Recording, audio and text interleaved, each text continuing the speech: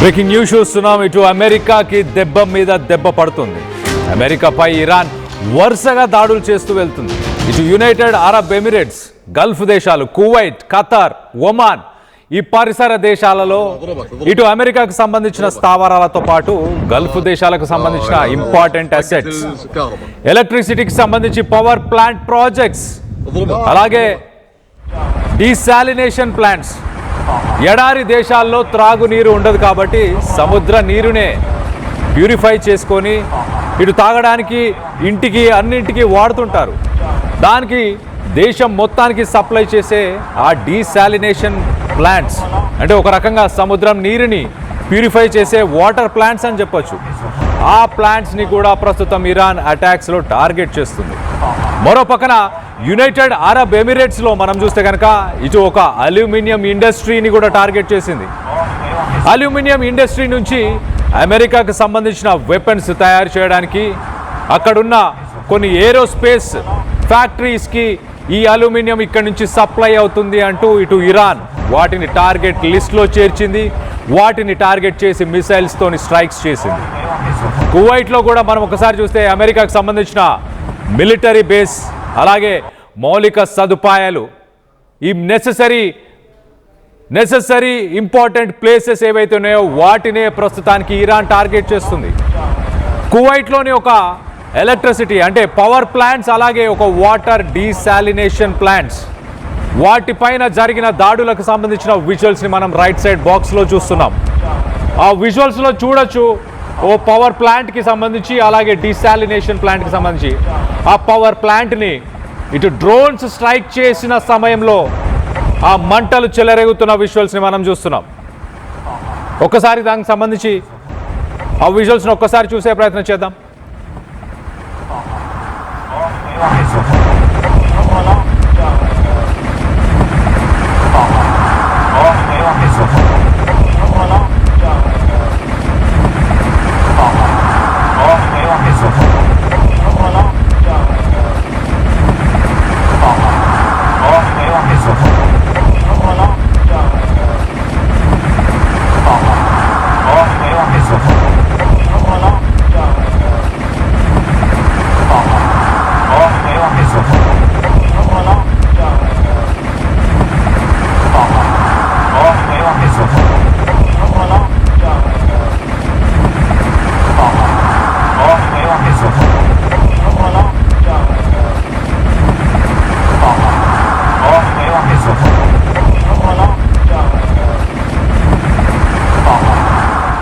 Emirates global aluminium, అలాగే మరొక aluminium factory, 2 aluminium ఫ్యాక్టరీస్ని target చేశారు.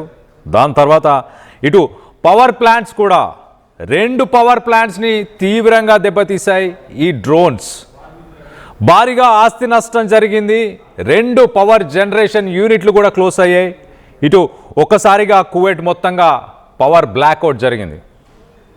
మరో పక్కన కువైట్లో ఇటు పవర్ బ్లాక్అవుట్, అలాగే ఇటు డీసాలినేషన్ ప్లాంట్స్ అంటే వాటరు, కరెంటు రెండింటినీ కూడా ఇరాన్ ఒక్కసారే టార్గెట్ చేసింది. చాలా స్ట్రాటజిక్గా ఈ టార్గెట్స్ని చేస్తూ వస్తుంది. మరొక పక్కన ఇటు అల్యూమినియం ఫ్యాక్టరీస్, అమెరికాలో వెపన్స్ని తయారు చేయడానికి వీటన్నిటికీ ఆ ఫ్యాక్టరీస్ సప్లై చేస్తున్నాయి అంటూ ఆ ఫ్యాక్టరీస్ని కూడా టార్గెట్ చేయడం జరిగింది. యునైటెడ్ అరబ్ ఎమిరేట్స్, కువైట్ ఇలాంటి దేశాలు.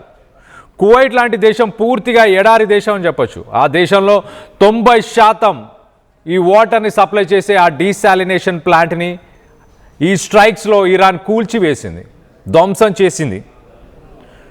ఇటు అమెరికా, ఇటు ట్రంప్ మరొక పక్కన 2-3 వారాల్లోనే యుద్ధం ముగియబోతుంది అంటూ ట్రంప్ చేసిన స్టేట్మెంట్స్. 2-3 వారాల్లోనే యుద్ధం అయిపోతుంది, మేము అనుకునేదంతా సాధించేస్తాము అంటూ ట్రంప్ చేసిన స్టేట్మెంట్స్కి ఇప్పుడు జరుగుతున్న విషయాలకి అసలు సంబంధమే లేదు. ఇరాన్, గల్ఫ్ దేశాల్లో ఇటు ట్రంప్ నిన్న మొన్న మనం చూస్తే చాలా స్ట్రాటజిక్గా, ఇటు అమెరికా కూడా చాలా స్ట్రాటజిక్గా బిహేవ్ చేస్తుంది. స్ట్రెయిట్ ఆఫ్ హార్మోజ్కి వెపన్స్ని ట్రాన్స్పోర్ట్ చేయడానికి యూజ్ చేసిన కరాజ్ బ్రిడ్జ్, అలాంటి ఒక బ్రిడ్జ్ని కూల్చేసింది.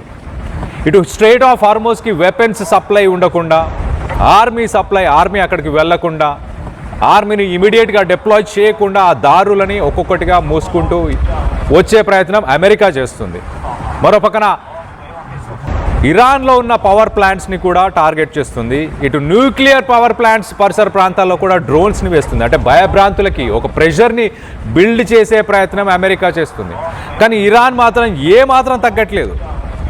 ఇరాన్ గల్ఫ్ దేశాల్లో ఉన్న IT companies, Amazon data centre, అక్కడున్న పవర్ ప్లాంట్స్, అక్కడున్న డీసాలినేషన్ ప్లాంట్స్, అక్కడున్న క్రిటికల్ ఇన్ఫ్రాస్ట్రక్చర్, ఎకానమీ, అక్కడున్న ఆర్థిక వ్యవస్థను కూడా చాలా స్ట్రాటజిక్గా ఇరాన్ కూడా దెబ్బ కొడుతుంది. దెబ్బకు ప్రతి దెబ్బ అని చెప్పొచ్చు. ఒక రకంగా అమెరికాకి కంటిన్యూస్గా దెబ్బ మీద దెబ్బ పడుతూనే వస్తుంది. ఏం చేయాలో అర్థం కావట్లేదు.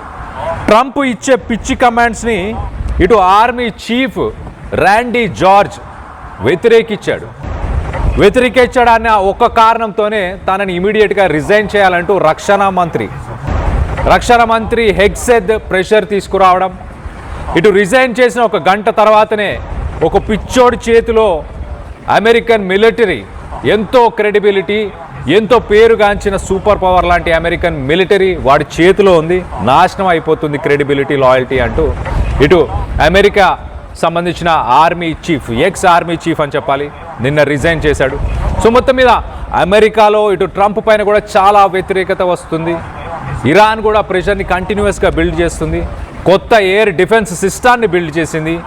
అమెరికా ఫైటర్ జెట్లు 5th జనరేషన్కి సంబంధించిన ఫైటర్ జెట్స్, ఎప్పుడు యుద్ధంలో కూలిపోని ఫైటర్ జెట్స్, అసలు రాడార్స్కి చిక్కదు, రాడార్స్లో కనిపించని ఫైటర్ జెట్స్ అని చెప్పొచ్చు. ఒక స్టెల్త్ టెక్నాలజీ, అలాంటి టెక్నాలజీ ఉన్న ఫైటర్ జెట్స్ని కూడా ఇటు ఇరాన్ తన లేటెస్ట్ ఎయిర్ డిఫెన్స్ టెక్నాలజీతో కూల్చేస్తుంది. అమెరికాకి ఏం తోచట్లేదు, ఏం చేయాలో అర్థం కావట్లేదు, ప్రజలకి ఏం చెప్పాలో అర్థం కావట్లేదు. ప్రపంచ దేశాలన్నీ కూడా చూస్తున్నాయి, ఫైటర్ జెట్స్ కుప్పకూలిపోతున్నాయి, తను తీసుకొచ్చే స్ట్రాటజీస్ కుప్పకూలిపోతున్నాయి. 48 గంటల్లో స్ట్రెయిట్ ఆఫ్ హార్మోజ్ ఓపెన్ చేయాలని కండిషన్స్ పెడుతున్నాడు. 15 పాయింట్లను పంపించి ఈ పాయింట్లన్నీ ఇరాన్ ఒప్పుకోవాలంటూ కొన్ని పాయింట్స్ని లిస్ట్ అవుట్ చేసే ప్రయత్నం చేశాడు. నేటో కంట్రీస్ అన్నిటినీ కూడా ఇన్వాల్వ్ అవ్వాలి అంటూ మొదటగా మాట్లాడాడు. వాళ్ళు ఇన్వాల్వ్ అవ్వక ఒక వెనకడుగు వేయడంతో ఇటు ఫ్రాన్స్ కానీ, స్పెయిన్ కానీ, యునైటెడ్ కింగ్డమ్, జపాన్ ఇలాంటి నాటో కంట్రీస్ అన్నీ కూడా వెనకడుగు వేయడంతో ఏం చేయాలో తోచక నాటో నుంచి నేను బయటకు వచ్చేస్తాను, మీ అందరికీ రక్షణ కల్పించినందుకు నాకు డబ్బులు కట్టాలి అంటూ ట్రంప్ పూటకొక మాట మాట్లాడుతున్నాడు. ఇరాన్ మాత్రం చాలా చాలా స్ట్రాటజిక్గా, చాలా కాన్ఫిడెంట్గా యుద్ధాన్ని ముందుకు తీసుకెళ్తుంది. గల్ఫ్ దేశాలకు సంబంధించిన ఆర్థిక వ్యవస్థ, అక్కడ ఫారెన్ కంపెనీస్కి సంబంధించిన ఇన్వెస్ట్మెంట్స్, వీటన్నిటినీ కొల్లగొట్టే ప్రయత్నం స్టెప్ బై స్టెప్. మరో పక్కన ఇప్పుడు ప్రస్తుతానికి డీసాలినేషన్ ప్లాంట్స్తో పాటు అక్కడున్న పవర్ ప్లాంట్స్, అంటే గల్ఫ్ దేశాలకి వాటర్ లేకుండా, అలాగే కరెంటు లేకుండా, వాటర్, ఎలక్ట్రిసిటీ ఈ రెండు లేకుండా స్ట్రాటజిక్గా ఒక మూవ్ని ప్రస్తుతానికి ఇరాన్ తీసుకుంది.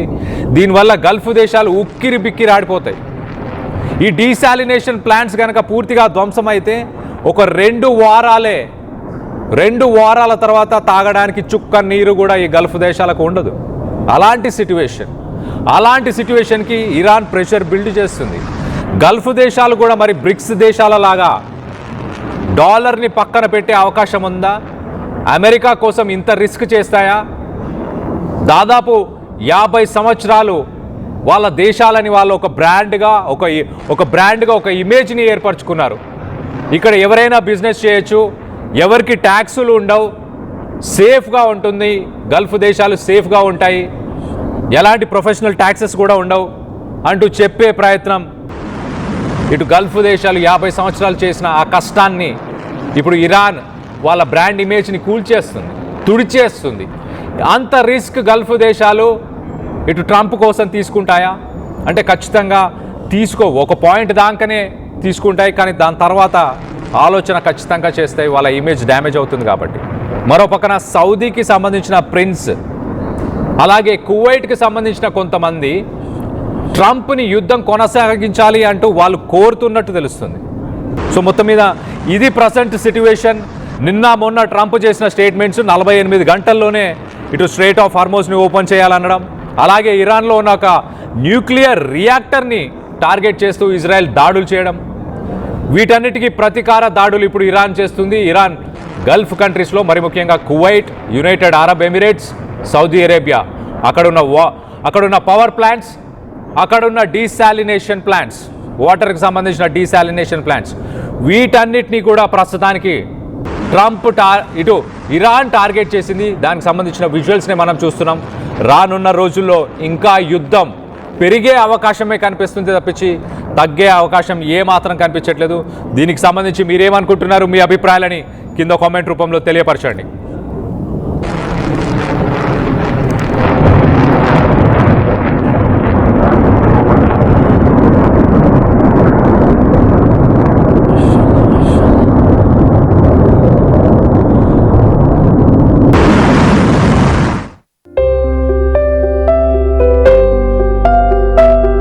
చిన్న చిన్న ఆనందాలు 35 ఏళ్లుగా నా జీవితంలో లేవు.